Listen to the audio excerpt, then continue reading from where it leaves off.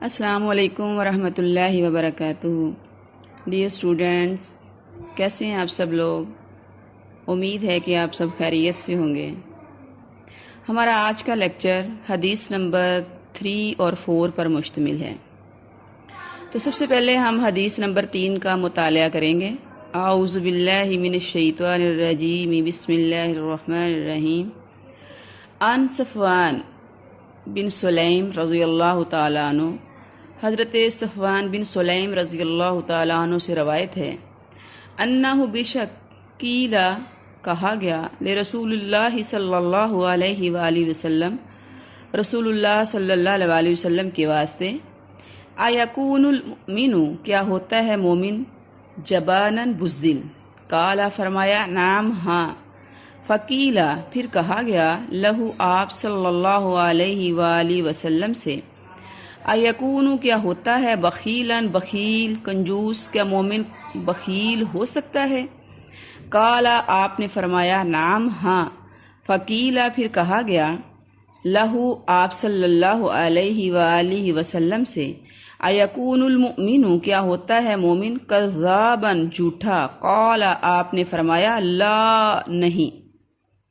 حضرت صفوان بن سلیم رضی اللہ تعالیٰ عنہ سے روایت ہے کہ نبی صلی اللہ علیہ وسلم سے پوچھا گیا، آپ صلی اللہ علیہ وسلم فرمائیں کہ کیا مومن بزدل بھی ہو سکتا ہے؟ آپ نے فرمایا ہاں۔ پھر آپ سے پوچھا گیا کہ کیا مومن بخیل بھی ہو سکتا ہے؟ آپ نے فرمایا ہاں۔ پھر آپ صلی اللہ علیہ وسلم سے یہ پوچھا گیا کہ کیا مومن جھوٹا بھی ہو سکتا ہے؟ تو آپ صلی اللہ علیہ وآلہ وسلم نے فرمایا نہیں۔ اس حدیث مبارکہ میں بزدلی، بخل اور جھوٹ کے بارے میں فرمایا گیا ہے۔ اگرچہ بخل اور بزدلی بھی بری عادات ہیں، لیکن بزدلی اور بخل سے بڑی برائی اور بڑا جرم جھوٹ ہے۔ انسان ہونے کے ناطے انسان کا بزدل ہونا، بخیل ہونا، اس کی نیچر میں ان چیزوں کا شامل ہونا کوئی بڑی بات نہیں ہے۔ آپ صلی اللہ علیہ وسلم نے حدیث مبارکہ کے اندر مومن کی تعریف کرتے ہوئے یہ بیان فرمایا ہے کہ مومن کے اندر یہ انسانی کمزوریاں ہو سکتی ہیں کہ وہ بھی انسان ہے، بتقاضۂ بشریت ایک مومن آدمی بزدل بھی ہو سکتا ہے، بخیل اور کنجوس بھی ہو سکتا ہے، لیکن مومن کبھی بھی جھوٹا نہیں ہو سکتا۔ جھوٹ کی مذمت بیان کی گئی ہے، جھوٹ سے بچنے کی تاکید کی گئی ہے۔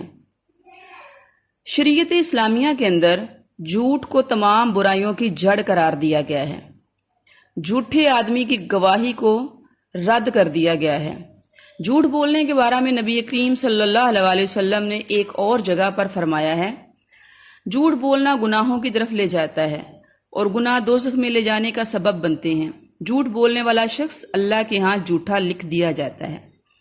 یعنی جو شخص جھوٹ کو اختیار کر لیتا ہے اس کے لیے پھر باقی گناہوں سے بچنا مشکل نہیں رہتا، اس کے لیے ہر برائی اور ہر گناہ میں انوالو ہونا آسان سے آسان تر ہوتا چلا جاتا ہے۔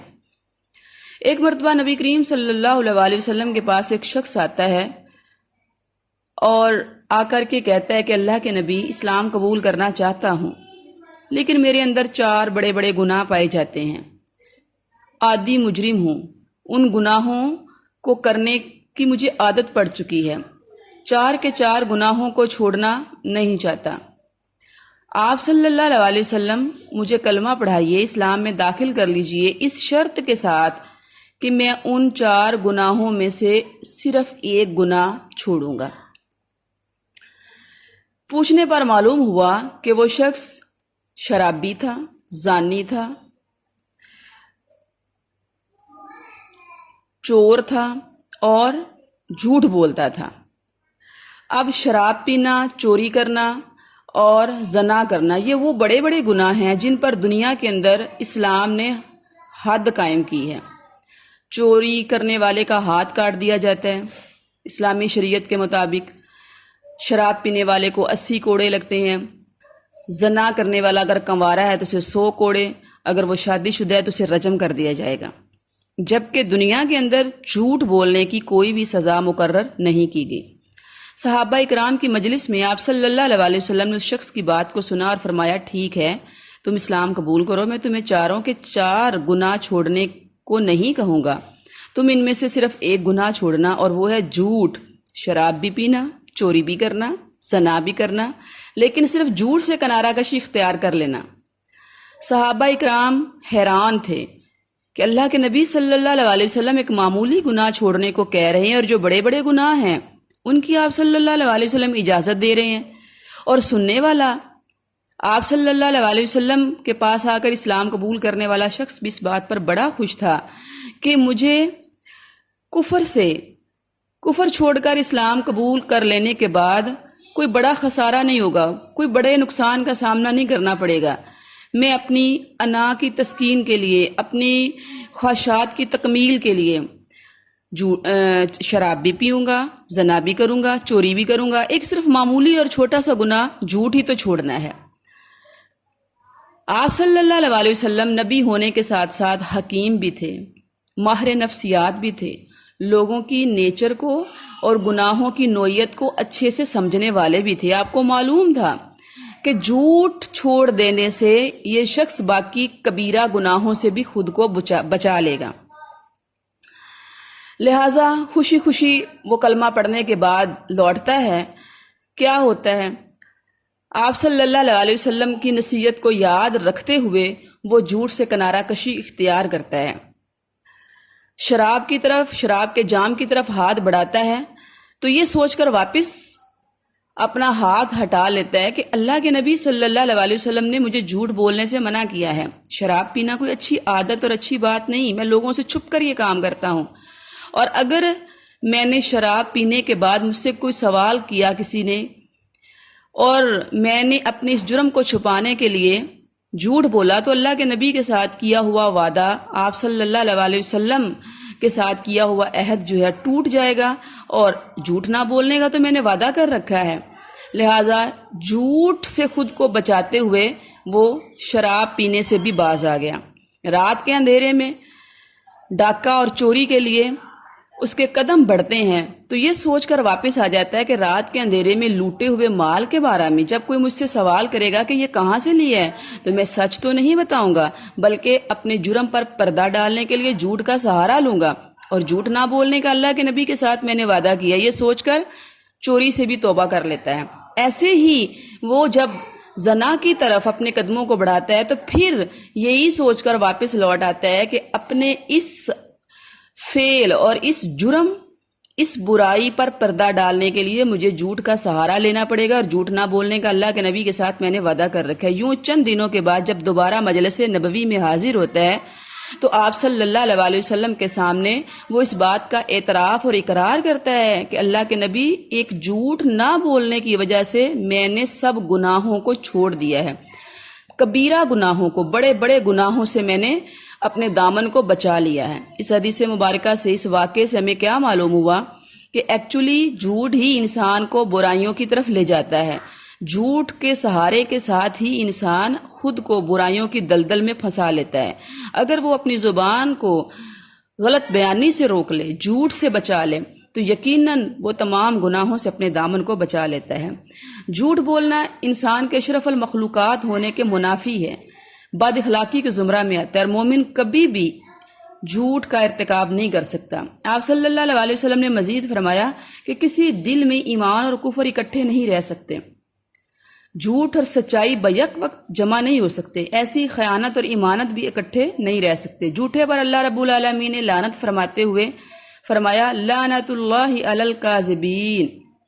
اللہ رب العالمین رحمان اور رحیم ہے، اس کی رحمت ہر چیز پر حاوی ہے، لیکن اس رحیم ذات نے اس انسان پر لعنت بھیجی ہے، خواہ وہ کلمہ گو ہی کیوں نہ ہو، آپ صلی اللہ علیہ وسلم کا امتی ہی کیوں نہ ہو، اس شخص پر لعنت بھیجی ہے جو جھوٹ بولتا ہے۔ جھوٹ دھوکے کی ایک شکل ہے، انسان کے اعمال کی بنیاد واقعے کے مطابق ہونی چاہیے، اور اس کی الٹ جو ہے وہ جھوٹ ہے۔ جب ہم دوسروں سے بات کرتے ہیں، لین دین کے معاہدات کرتے ہیں، تو سارا دار و مدار ہماری نیت اور ہمارے الفاظ پر ہوتا ہے۔ اگر کوئی شخص صحیح بات جان بوجھ کر ظاہر نہیں کرتا اور حقیقت کے برعکس بات کرتا ہے تو گویا وہ دھوکہ دہی کا ارتکاب کرتا ہے۔ ظاہر ہے ایسے دھوکے پر تو کوئی بھی کاروبار پروان نہیں چڑھ سکتا۔ جھوٹ انسان کو کفر تک لے جاتا ہے۔ آپ صلی اللہ علیہ وسلم نے فرمایا، جب بندہ جھوٹ بولتا ہے، گناہ کے کام کرتا ہے اور پھر گناہ کا وہ کام جو ہے اس کو کفر تک لے جاتا ہے اور یہ کفر اس کو بالآخر جہنم میں پہنچا دیتا ہے، جبکہ سچائی کی تعریف بیان کرتے ہوئے آپ صلی اللہ علیہ وسلم نے فرمایا، سچ انسان کو نیکیوں کی طرف لے جاتا ہے اور نیکی انسان کو جنت کی طرف لے جاتی ہے، اور سچ بولنے والا اللہ کے ہاں سچوں میں صدیقین میں لکھ دیا جاتا ہے۔ آپ صلی اللہ علیہ وسلم نے ایک اور حدیث مبارکہ میں بیان فرمایا کہ دعا کی قبولیت کی 2 شرطیں ہیں، صدقی مقال و عقلی حلال، سچ بولنا اور حلال کھانا۔ جو شخص اپنی زبان کو جھوٹ سے دور رکھتا ہے اور حلال کا لقمہ اپنے اندر ڈالتا ہے، اس کی ہر دعا اللہ رب العالمین کی بارگاہ میں قبول اور منظور ہوتی۔ آج ہم یہ شکوہ کرتے ہیں، یہ رونا روتے ہیں، آج ہم یہ تو کہتے ہیں کہ ہماری دعائیں اللہ کی بارگاہ میں قبول نہیں ہوتی، لیکن ہم اپنا محاسبہ نہیں کرتے۔ ہم یہ نہیں دیکھتے کہ ہماری زندگیوں کے اندر جھوٹ کا کتنا عمل دخل ہے، ہماری زبانیں جھوٹ کی کتنی عادی ہو چکی ہیں، اور جھوٹ بولنے والے کی کوئی بھی دعا جو ہے وہ اللہ کی بارگاہ میں قبول نہیں ہوتی۔ جھوٹ کی مختلف صورتیں ہیں، ہمیں ہر صورت سے ہی خود کو بچانا چاہیے۔ بچوں کو بہلانے کے لیے جھوٹ بولنا، کسی کی دعوت کو ضرورت کے باوجود رد کر دینا، ہنسانے کے لیے جھوٹ بولنا، کسی کو ہنسانے کے لیے جھوٹ بولنا۔ آپ صلی اللہ علیہ وسلم نے فرمایا، ایسے شخص پر بہت زیادہ افسوس ہے جو محض لوگوں کو خوش کرنے کے لیے اپنے نامہ اعمال میں گناہوں کا اضافہ کرتا چلا جاتا ہے، یعنی جوکس، لطیفے اور ہنسانے کے لیے لوگوں کے اندر جھوٹی باتوں کو کرنا، یہ بھی جھوٹ کی ایک کبیح ترین شکل ہے۔ دھوکہ دینا، حقیقت واقعہ میں ملاوٹ کر دینا، کسی پر الزام تراشی کرنا، یہ بھی جھوٹ کی بدترین شکل ہے، اور قرآن مجید نے اسے تہمت اور غیبت قرار دیا ہے۔ جھوٹ کی ایک صورت جھوٹی گواہی بھی ہے۔ آپ صلی اللہ علیہ وسلم نے جھوٹی گواہی کو بہت بڑے گناہوں میں شمار فرمایا ہے۔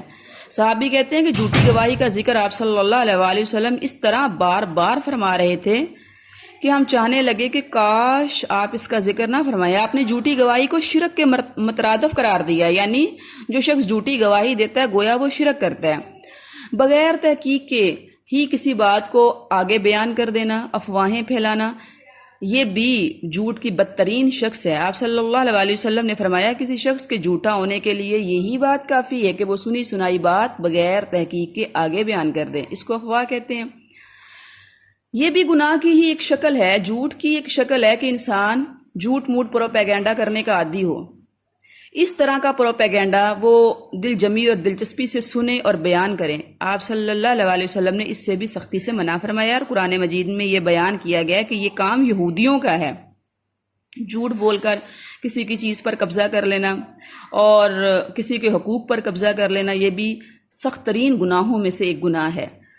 دوسروں پر رعب ڈالنے کے لیے، دوسروں کے سامنے اچھا بننے کے لیے اپنے آپ کو امیر ظاہر کرنا اور خود کو بڑا چڑھا کر پیش کرنا، یہ بھی جھوٹ کی بدترین شکل ہے۔ آپ صلی اللہ علیہ وسلم کے سامنے ایک عورت آئی اور پوچھا گیا کہ کیا میں اپنی ہمسائی کو چڑھانے کے لیے اسے یہ کہہ سکتی ہوں کہ مجھے میرے خاوند نے یہ چیزیں دی ہیں، حالانکہ اس نے مجھے نہیں دی؟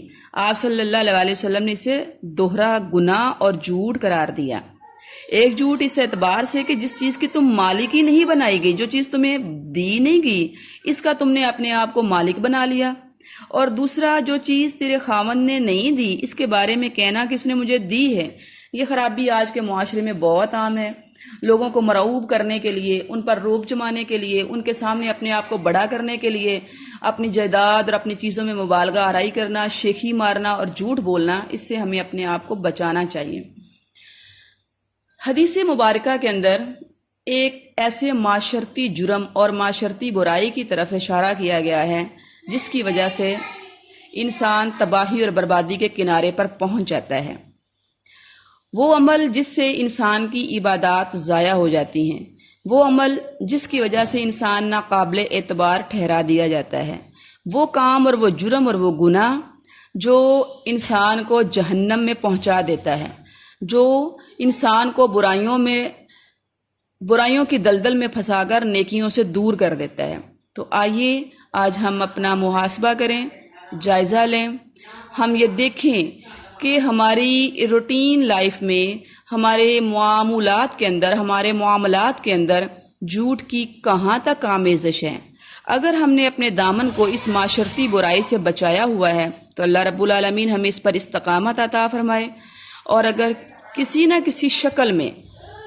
کسی شکل میں بھی ہمارے اندر یہ معاشرتی جرم موجود ہے، پایا جاتا ہے عادتاً یا مجبوراً، تو ہمیں فوراً اس سے کنارہ کشی اختیار کر لینی چاہیے، اللہ کی حضور سچی توبہ کرنی چاہیے، اور آئندہ کے لیے ہمیں جھوٹ سے بچنے کی ہر ممکن کوشش کرنی چاہیے۔